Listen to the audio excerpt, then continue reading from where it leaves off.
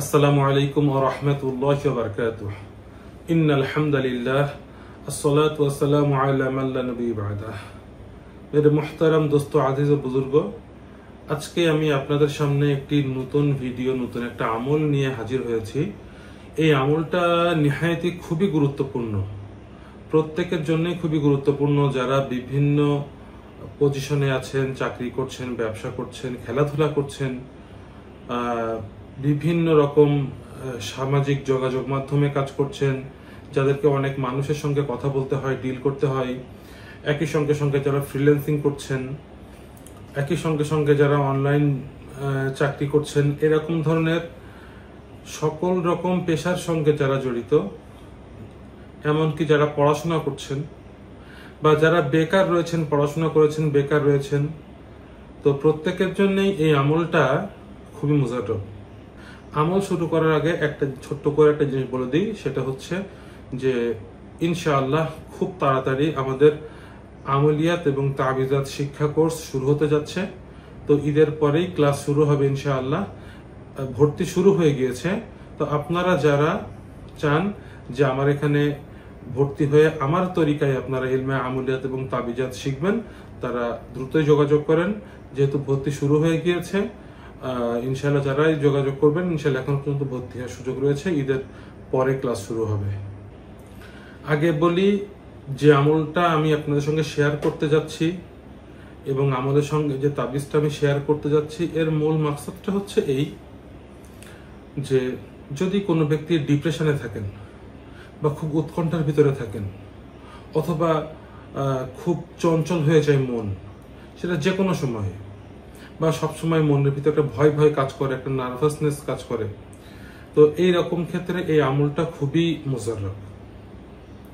আপনি ডাক্তার হন, ইঞ্জিনিয়ার হন, বা যে কোনো শ্রেণী পেশার মানুষ হন, বা আপনি যদি কোনো পরীক্ষা দিচ্ছেন, যদি কোনো সামনে কোনো পরীক্ষা থাকে, যদি ভাইভা থাকে, তো এর আগে যদি আপনি নার্ভাস হয়ে যান, অথবা আপনি অনেক সময় ধরে বসে আছেন, কোনো কিছু করতে পারছেন না, এর জন্য যদি আপনি ডিপ্রেশনে ভুগেন, অথবা যদি আপনার ভিতরে অনেক বেশি উচ্চ চাপ, উৎকণ্ঠা কাজ করে, সেই জন্যে এই আমলটা খুব ভালো।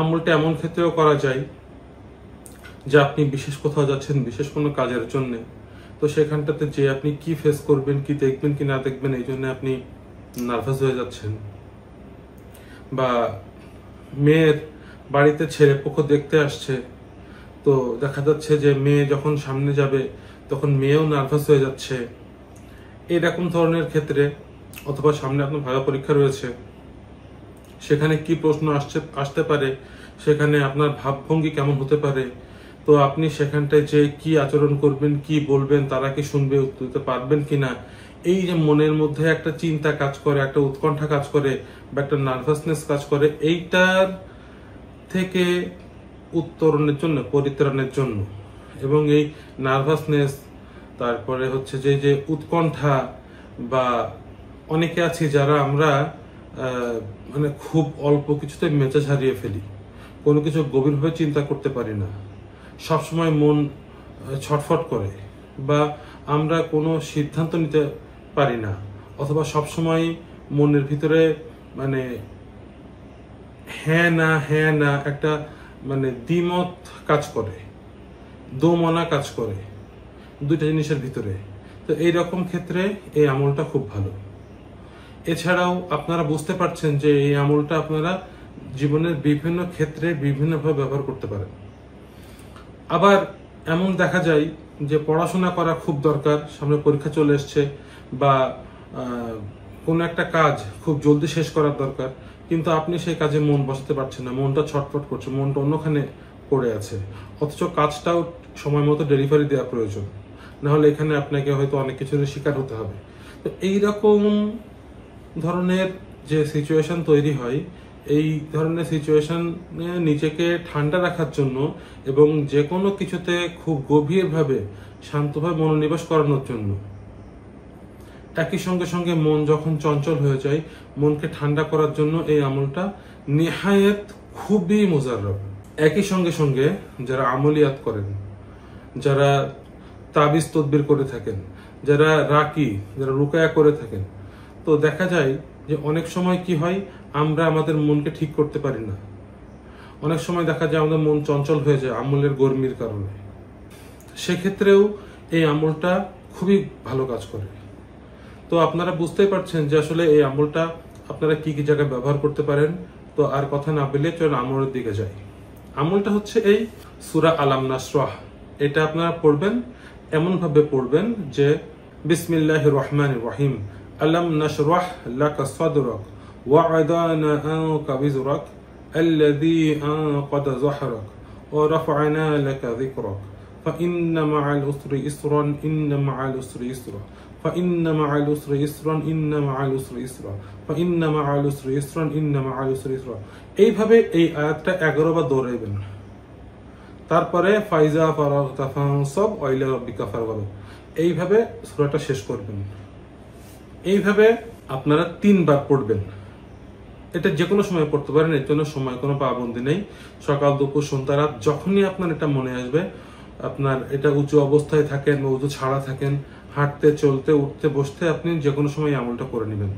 তো কেমন সময় আপনি আমলটা করবেন? ধরেন আপনি পরীক্ষা দিতে যাচ্ছেন, তো আপনার ভিতরে অনেক উৎকণ্ঠা কাজ করছে, বা আপনি নার্ভাস হয়ে যাচ্ছেন, বা আপনি ঠিক করতে পারছেন না প্রশ্ন কেমন আসবে, কি আমি জবাব লিখবো ইত্যাদিতে, এরকম মনের ভিতরে যদি আসে, সেক্ষেত্রে আপনি যাওয়ার পথে এটা পড়ে নিতে পারেন।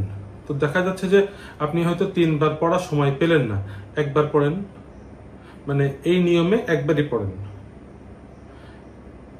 আর নাশরাহ শুরু করবেন, ফাইন্না মাআল উসরি ইসরান ইন্না মাআল উসরি ইসরা, এটা 11 বার পড়বেন, পরবর্তীতে বাকিটুকু পড়ে শেষ করবেন। তো এইটা পড়ার নিয়ম হচ্ছে 3 বার ইস্তেগফার, 3 বার দরুদ ইব্রাহিম। এই আয়াতটা 3 বার, শেষে 3 বার দরুদ ইব্রাহিম। আর যদি আপনারা 3 বার পড়ার সময় না পান, সেক্ষেত্রে আপনি 1 বার পড়েন বা 2 বার পড়েন, কিন্তু নিয়ম ওইটাই, 3 বার ইস্তেগফার, 3 বার দরুদ ইব্রাহিম।